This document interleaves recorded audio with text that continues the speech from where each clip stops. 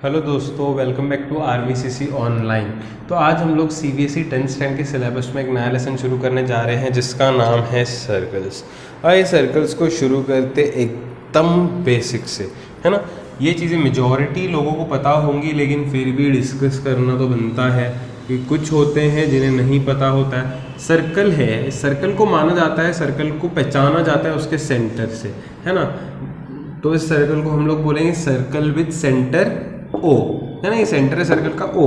अगर मैं इस सेंटर के पॉइंट को, ये होता है सर्कल की बाउंड्री जिसको हम लोग बोलते हैं सरकमफरेंस। क्या बोलते हैं? सरकमफरेंस, ठीक है। तो इसको सरकमफरेंस बोलते हैं। अगर मैं सर्कल के सेंटर को सरकमफरेंस के पॉइंट से कनेक्ट करूंगा, ऑब्वियसली ये सर्कल का बाउंड्री है जो इनफाइनाइट पॉइंट से बना है। तो अगर मैं सर्कल के सेंटर को सरकमफरेंस के कोई भी पॉइंट से कनेक्ट करूंगा, है ना, मान लो ए से कनेक्ट कर लिया तो ये ओ ए बन गया। तो इस सेगमेंट को रेडियस बोला जाता है। अगर सेंटर को सरकमफरेंस के कोई भी पॉइंट से कनेक्ट करोगे तो हमेशा आपको क्या मिलेगा? रेडियस मिलेगा। और हर एक रेडियस सर्कल में बराबर का होता है ना। हर एक रेडियस सर्कल में बराबर का होता है। सारे रेडियस सर्कल के इक्वल होते हैं। ये चीज तो हमने सीखी हुई है, ठीक है। दूसरी चीज, अगर मैं सर्कल के एक सरकमफरेंस के पॉइंट को दूसरे पॉइंट से कनेक्ट करता हूं और वो सेगमेंट सर्कल के सेंटर से पास हो जाता है।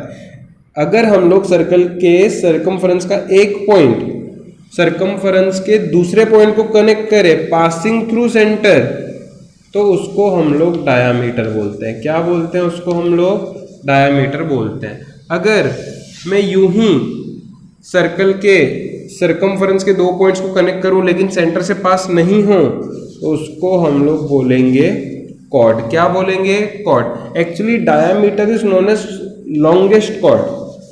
डायामीटर जो है सर्कल का लॉन्गेस्ट कॉर्ड माना जाता है, क्योंकि कॉर्ड का डेफिनेशन क्या है कि सरकमफरेंस के दो पॉइंट्स को कनेक्ट करे। तो ये भी तो सरकमफरेंस के दो पॉइंट्स को कनेक्ट कर रहा है, तो ये भी तो कॉर्ड हुआ। लेकिन क्योंकि ये सेंटर से पास हो रहा है तो ये लॉन्गेस्ट कॉर्ड होगा। उसके लिए इन्होंने अलग टर्म दिया है डायामीटर। हम लोग जानते हैं डायामीटर जो होता है वो रेडियस का दुगना होता है, क्योंकि सेंटर से अगर सरकमफरेंस को कनेक्ट करोगे तो रेडियस यहाँ पे भी वही होगा। तो पूरा डायामीटर तो दो बार हुआ ना, दुगना हुआ ना रेडियस का। तो ये सब तो बेसिक सी चीजें आपको पता होंगी। इन सब के बाद एक बहुत इंपॉर्टेंट चीज जो हम लोग डिस्कस करने वाले हैं वो ये, मान लो एक सर्कल है और सर्कल से मैंने ऐसे एक लाइन पास करी जो कि सर्कल को दो पॉइंट्स पे इंटरसेक्ट करेगी। अगर एक लाइन सर्कल को दो पॉइंट्स पे कट कर रही है तो उस लाइन को हम लोग बोलते हैं सेकंड। क्या बोलते हैं? सेकंड। अगर एक सर्कल में एक लाइन दो पॉइंट्स पे कट करती है सर्कल को, तो सेकंड बोला जाता है। अब एक स्पेशल काइंड ऑफ सेकंड होता है। देखो कैसे, क्या है ये स्पेशल काइंड, बताता हूं। अब इस सेकंड को मान लो मैं इधर ड्रैग करूं या नीचे की तरफ ड्रैग करूं, कहीं पे भी कर सकता हूं, मर्जी मेरी है। चलो नीचे की तरफ करते हैं, ऊपर भी कर सकता था मैं, नीचे की तरफ करता हूं। तो ये सेकंड को समझो और नीचे की तरफ इसको आगे ड्रैग करेंगे तो ये ऐसे हो जाएगा ए बी, है ना। इसको और नीचे की तरफ अगर मैं ड्रैग करूं सेकंड को तो ये ऐसे हो जाएगा। देखते जाना क्या होगा। इसको और अगर नीचे में ड्रैग करूं, है ना, तो ये ऐसे हो जाएगा।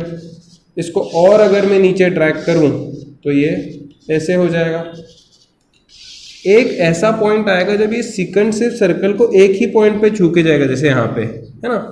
मतलब ये सेकंड यहाँ पे था, इसको ड्रैग किया, ड्रैग किया, ड्रैग किया, ड्रैग।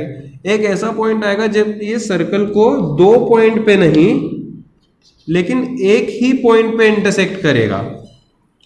जब ये सेकंड सर्कल को एक ही पॉइंट पे इंटरसेक्ट करेगा तो उस सेकंड को हम लोग टेंजेंट बोलते हैं। सो टेंजेंट का डेफिनेशन क्या होता है? Tangent is a second, special kind of second बोल सकते हैं, विच intersect circle eight only one point. Tangent circle को सिर्फ एक ही पॉइंट पे छूता है, सेकंड दो पे छूता है, टेंजेंट सिर्फ एक ही पॉइंट पे छूता है। आज से अगर मैं आपसे कहूं कि ये लाइन जो है ये सर्कल को एक ही पॉइंट पे छू के जाता है ए पे, तो उस लाइन को आप क्या कंसीडर करोगे? टेंजेंट, है ना। अब सर्कल का जो सरकमफेरेंस है वो तो इनफाइनाइट पॉइंट से बना हुआ है, तो इनफाइनाइट पॉइंट्स हैं सर्कल के, तो टेंजेंट्स भी इनफाइनाइट आ सकते हैं, हर एक पॉइंट पे एक टेंजेंट आ सकता है, समझ रहे हो, हर एक पॉइंट पे एक टेंजेंट आ सकता है। देखते हो ये सारे लाइन सर्कल को छू के जा रहे हैं सिर्फ एक ही पॉइंट पे, अगर आप ऑब्जर्व करोगे तो, है ना। तो ये सब टेंजेंट्स है। What is a tangent? Tangent is a line which intersect circle eight only one point. वो बाहर से छू के निकल जाता है, ऑब्वियस सी बात है, बाहर से ही छूएगा एक पॉइंट को। तो इस तरीके से टेंजेंट क्या होता है ये तो हमने समझ लिया। अब टेंजेंट के बीच में और रेडियस के बीच में एक स्पेशल रिलेशन होता है। क्या होता है? मान लो कि ये एक सर्कल है, मान क्या लो, सर्कल है ही, है ना, हालांकि थोड़ा सा मेरे ड्राइंग में गड़बड़ है लेकिन समझने उतना तो है ही, ठीक है। तो मान लेते हैं, मान नहीं लेते हैं, है ही, ये एक सर्कल है जिसका सेंटर O है। अब इस सर्कल का सेंटर O है, तो इस सर्कल पे कहीं पे भी मैं टेंजेंट बनाता हूँ, मैं प्रेफर करता हूँ समझाने के लिए कि मैं यहाँ पे नीचे एक टेंजेंट बनाऊँ। अब ये टेंजेंट है क्यों? क्योंकि वो सर्कल को एक ही पॉइंट पे इंटरसेक्ट कर रहा है ना। मान लो ये टेंजेंट सर्कल को पॉइंट ए पे इंटरसेक्ट कर रहा है, इस टेंजेंट को कुछ नाम देता हूँ एक्स वाई, है ना। एक चीज हमेशा याद रखो, टेंजेंट जिस पॉइंट पे सर्कल को छूता है, जैसे पॉइंट ए पे छू रहा है ना, उस पॉइंट को बोला जाता है पॉइंट ऑफ कॉन्टैक्ट। ये पॉइंट ऑफ कांटेक्ट है ना टेंजेंट के बीच में और सर्कल के बीच में, है ना, जहां पे दोनों मिल रहे हैं तो उसको पॉइंट ऑफ कांटेक्ट भी बोलते हैं, ठीक है। अब मैंने क्या बोला था आपसे कि ये टेंजेंट है। अगर मैं सर्कल को, अच्छा मेरे को एक चीज सिंपल सी बताओ, ये टेंजेंट सर्कल के सरकमफेरेंस को एक पॉइंट पे छू रहा है, सर्कल के सरकमफेरेंस को छू रहा है।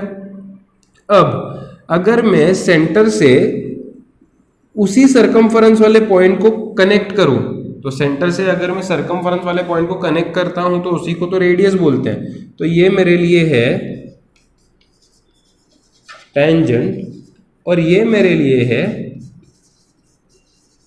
रेडियस। मैंने क्या बोला था, रेडियस और टेंजेंट के बीच में एक स्पेशल रिलेशन है। वो रिलेशन क्या है कि radius and tangent are always perpendicular to each other. कभी भी सर्कल पे अगर टेंजेंट आ रहा है ना, तो टेंजेंट और सर्कल के बीच में एक पॉइंट ऑफ कांटेक्ट होगा। अगर उसी पॉइंट ऑफ कांटेक्ट पे मैंने एक रेडियस बना लिया, उसी पॉइंट ऑफ कांटेक्ट में मैंने एक रेडियस बना लिया, तो वो रेडियस और टेंजेंट एक दूसरे को परपेंडिकुलर होते हैं। तो यहां से एक स्टेटमेंट निकल के आता है। वो स्टेटमेंट क्या निकल के आता है? ऐसा निकल के आता है वो statement, tangent at any point on circle is perpendicular to radius of circle at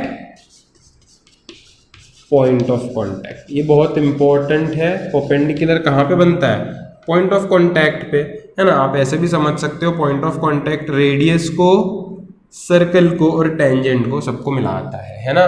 तो टेंजेंट जो है वो हमेशा रेडियस को परपेंडिकुलर है, वाइस वर्सा भी बोल सकते हो, रेडियस टेंजेंट को परपेंडिकुलर, बात एक ही है ना। ये परपेंडिकुलर कहाँ पे है? एट पॉइंट ऑफ कांटेक्ट, है ना।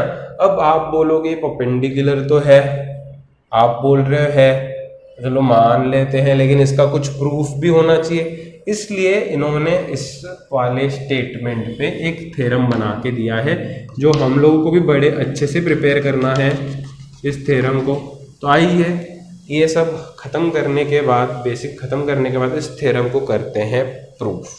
इस थ्योरम को करेंगे हम लोग अभी प्रूफ, ठीक है। इस थ्योरम को प्रूफ करने के लिए आपको मुझे प्रोवाइड करनी पड़ेगी जगह, और जगह प्रोवाइड करने के लिए मुझे इन सबको यहाँ से उड़ाना पड़ेगा, गायब करना पड़ेगा, ठीक है।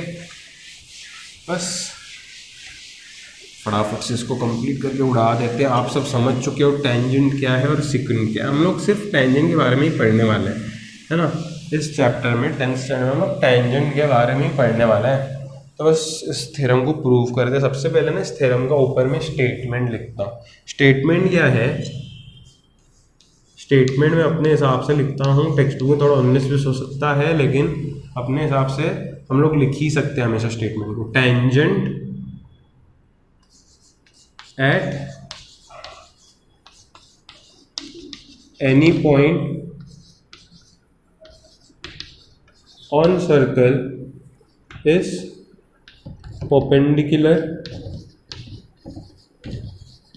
टू रेडियस थ्रू सेंटर बोलो या eight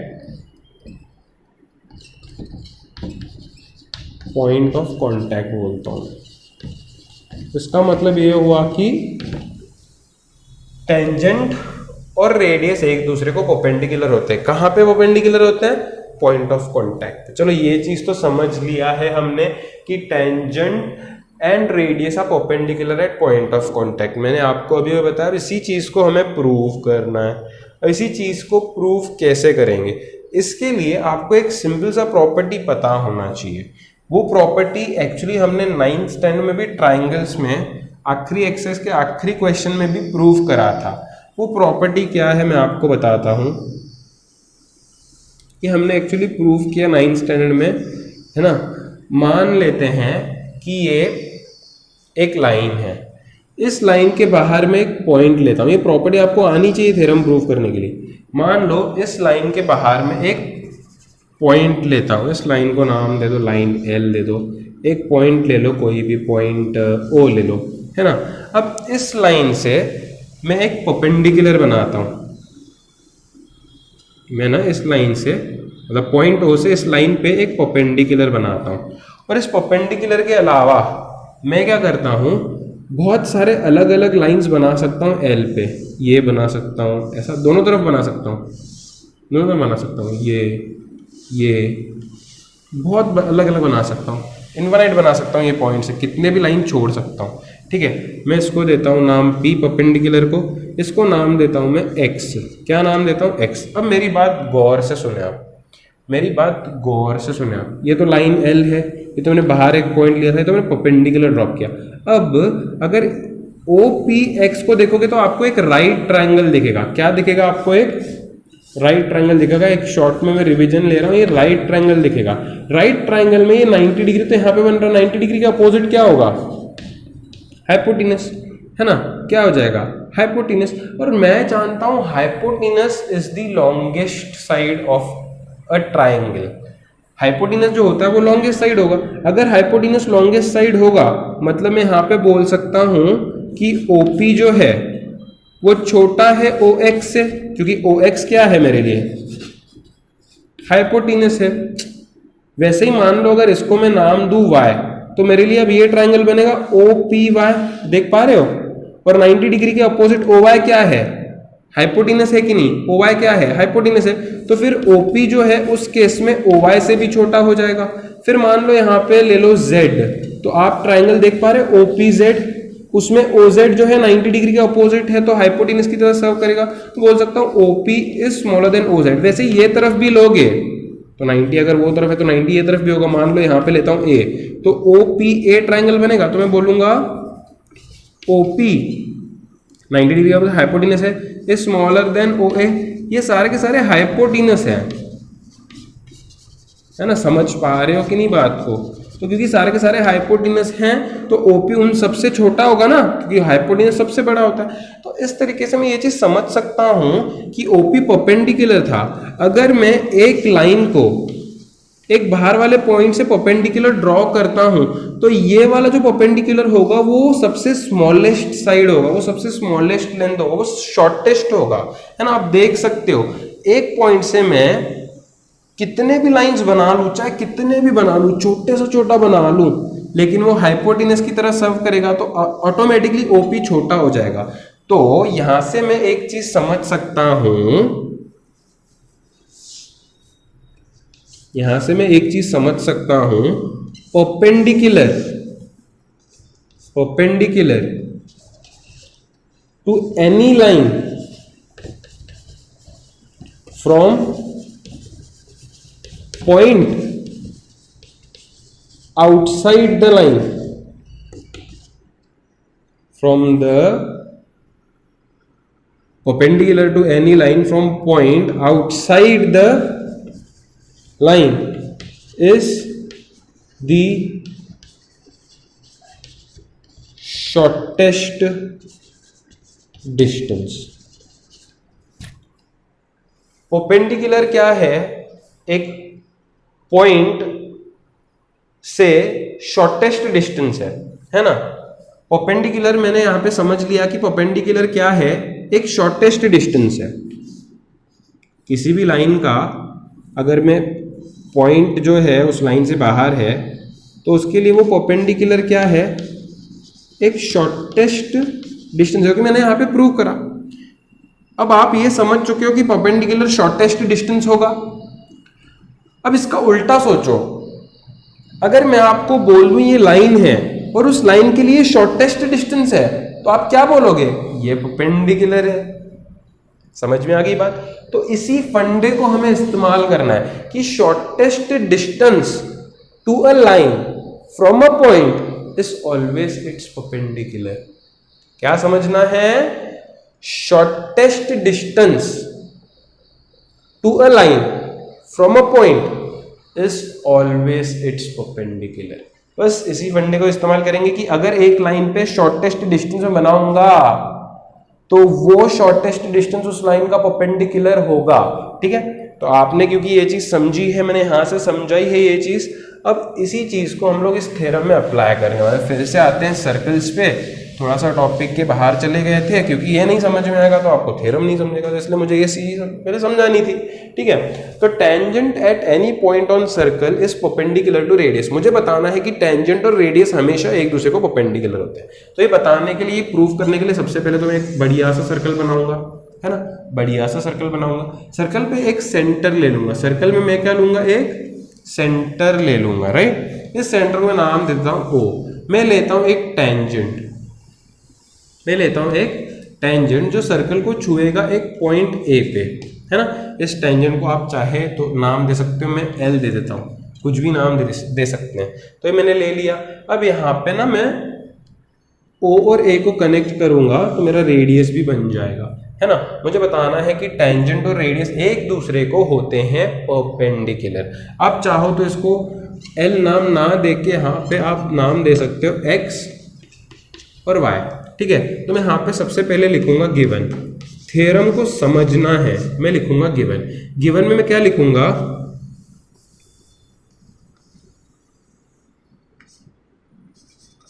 we have circle with centre O. एक तो मेरे पास ये है, दूसरा एक टेंजेंट है, मैं लिखता हूं टेंजेंट एक्स वाई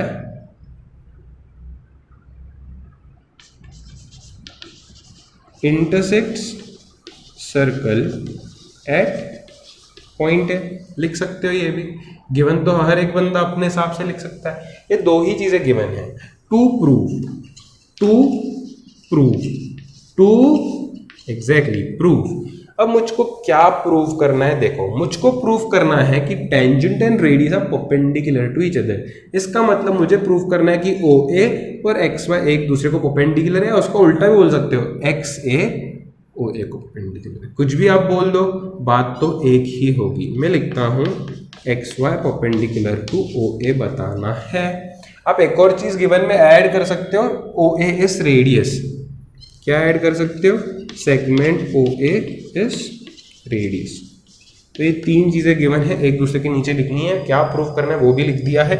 इसको प्रूफ करने के लिए एक इंपॉर्टेंट कंस्ट्रक्शन मुझको लगेगा, इसको आप बढ़िया तरीके से समझे। कंस्ट्रक्शन लगेगा, मैं क्या करूंगा, सेंटर से एक्स वाई पे कोई भी एक पॉइंट पे लाइन बनाऊंगा। एक्स वाई पे आप कहीं पे भी एक पॉइंट कंसिडर करो, ए के अलावा, ए तो है ना, ए के अलावा कहीं पे भी एक पॉइंट कंसिडर करो। मान लो मैं वो पॉइंट कंसिडर करता हूँ यहाँ पे, इस पॉइंट को मैं नाम देता हूँ एम। क्या नाम देता हूँ, एम, है ना। तो मैं यहाँ पे ना ओ और एम को कर लेता हूँ कनेक्ट, है ना। मैं यहाँ पे क्या कंस्ट्रक्शन कर रहा हूँ, मैंने एक्स वाई पे मैं कहीं पे भी ले सकता था, मैंने यहाँ पे ले लिया एक पॉइंट एम। ये लेता हूँ,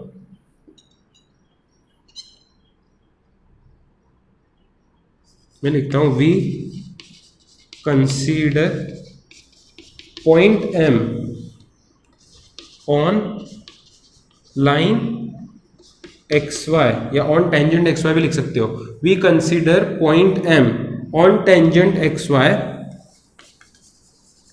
अदर देन ए, है ना। हमने एक पॉइंट कंसीडर करा है m एक्स वाई पे other than point A. Construction में क्या है, वी जॉइन, अच्छे से लिखना, ओ एम, है ना, ये चीज लिखते हैं, O M intersects circle at, कुछ नाम दे दो इस पे, आर बोल दो, R, O M intersect circle at R. तो ये है, देखो समझना है, उतारना अपने तरीके से है ना, लर्न करोगे कहीं ना कहीं पे फंस जाओगे, इसे समझो इसको। मैंने क्या करा, एक पॉइंट कंसीडर किया, कुछ भी कहीं पे भी एक्स वाई पे, मैं यहाँ पे कंसीडर करा एम कंसीडर किया, सेंटर से उसको कनेक्ट किया। जब मैं सेंटर से उसको कनेक्ट किया तो वो ये जो ओ एम बना ना, वो सर्कल को भी पॉइंट पे इंटरसेक्ट करा है। कौन से पॉइंट पे, उसको नाम दे दो ना आर, बस यही तो करा है। अब तक मैंने कुछ भी नहीं करा, एक सर्कल बनाया है, टेंजेंट बनाया है, रेडियस बनाया है। मुझे क्या प्रूफ करना है कि टेंजेंट और रेडियस परपेंडिकुलर है। ये प्रूफ करने के लिए एक्स वाई पे मैंने एक कहीं पे भी पॉइंट ले सकता, मैंने यहाँ पे लिया पॉइंट एम, वही लिखा है we consider M on X Y. Consider करने के बाद वी कनेक्ट ओ एम, जब मैं ओ एम को कनेक्ट किया तो O M intersect circle at R, ये चीजें लिखनी है। तो यहाँ पे ओ आर भी एक रेडियस की तरह सर्व करेगा, राइट। तो चलो मुद्दे की बात पे आते हैं और सॉल्यूशन की तरफ बढ़ते हैं। बहुत ही आसान तरीके से इसको निपटा लेंगे सॉल्यूशन में।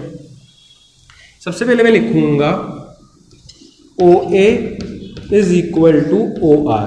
बताओ, लिख सकता हूं ओ ए और ओ आर इक्वल है, क्यों? क्योंकि सर्कल के दोनों ही रेडियस है और सर्कल के रेडियस तो बराबर ही के होते हैं। Reason, radii of same circle. Reason क्या होगा इसका, radii of same circle, radii of same circle. मैंने ये दोनों को इक्वल बता दिया। अब इसके आगे आप देख सकते हो क्लियरली, एक चीज आप देख सकते हो क्लियरली, यहाँ पे जो ओ आर है वो ओ एम से छोटा है। अच्छा, इसको भी अगर तुम लोग लिखना चाहते हो स्टेटमेंट में अच्छे से, आप ऐसे लिख सकते हो अगर चाहते हो तो, नहीं डायरेक्टली भी मैं यहाँ पे लिख सकता हूँ। देखो ओ एम जो है वो ओ एम किससे बना है, O R plus R M. O M जो है वो किससे बना है, O R plus R M से बना है। ओ एम अगर बना है तो इन दोनों के एडिशन से बना है, मतलब ये दोनों बेसिक सी बात है कि ओ एम से छोटे ही पड़ेंगे, क्योंकि पूरा ओ एम इन दोनों को ऐड करने पे बना है। तो मैं बोल सकता हूं clearly, we can say O R is smaller than O M. आप ये स्टेप को स्किप करना चाहते हो कर सकते हो। Clearly O R is smaller than O M, ठीक है। ओ आर किसके बराबर है, ओ ए के बराबर है, तो ओ आर की जगह पे मैं क्या लिख सकता हूं, O A is smaller than O M. देखो मैंने रिप्लेस कर दिया है ओ आर को ओ ए से। चाहिए तो इसको यहां पे 1 दे दो, यहां पे लिख दो फ्रॉम 1। मैंने अब तक क्या करा था, मैंने लिखा ओ आर ओ एम से छोटा है, ओ आर छोटा है ओ एम से। ओ आर तो ओ ए के बराबर है ना, तो ओ आर छोटा है तो ओ ए भी छोटा होगा, क्योंकि दोनों बराबर ही के हैं। तो ओ ए छोटा हो गया ओ एम से। ओ ए जो है वो छोटा है किससे, ओ एम से। ये है एक लाइन एक्स वाई, ये है एक पॉइंट जो लाइन से बाहर है, और इस पॉइंट से मैंने 2 सेगमेंट्स बनाए हैं, है ना। और मैं बोल रहा हूं कि ये ओ ए वाला जो सेगमेंट है वो ओ एम वाले सेगमेंट से छोटा है, मतलब ओ ए जो है वो है shortest distance to line X Y, है ना। ओ ए जो है वो है shortest distance to line X Y and shortest distance to line is perpendicular. क्या बात है, क्या बात है, समझ चुके हो आप, ठीक है। यहाँ पे मैंने लिखा O A is smaller than O M. मैं लिखता हूं O A, therefore O A is the shortest distance from point O to line, या टू लाइन की जगह पे टेंजेंट एक्स वाई। है ना। Also shortest distance shortest distance to line from a point is always perpendicular. Therefore, we say OA is perpendicular to XY. That is, radius is perpendicular to tangent, and this is our required proof. This is how we prove this theorem. I hope सभी को समझा होगा, मैंने सबसे simplest way में इसको समझाया है ना। अगर समझ में आया तो थम्स अप कर देना कमेंट सेक्शन में। बस इसी के साथ आज का इस वीडियो को यहीं पे ख़त्म करते हैं, जहाँ पे हमने क्या देखा, कुछ बेसिक्स देखे और इस थियरम को देखा। फिर मिलेंगे जल्दी और करेंगे नेक्स्ट एक्सरसाइज और आगे वाले थियरम्स को सॉल्व। ठीक है, आज के लिए बस इतना ही। तब तक के लिए इसको बढ़िया तरीके से प्रैक्टिस करो, एक बार नहीं, दो बार नहीं, तब तक प्रैक्टिस करो जब तक आप इसको बिना मदद लिए कर सकते हो। ठीक है, गुड बाय।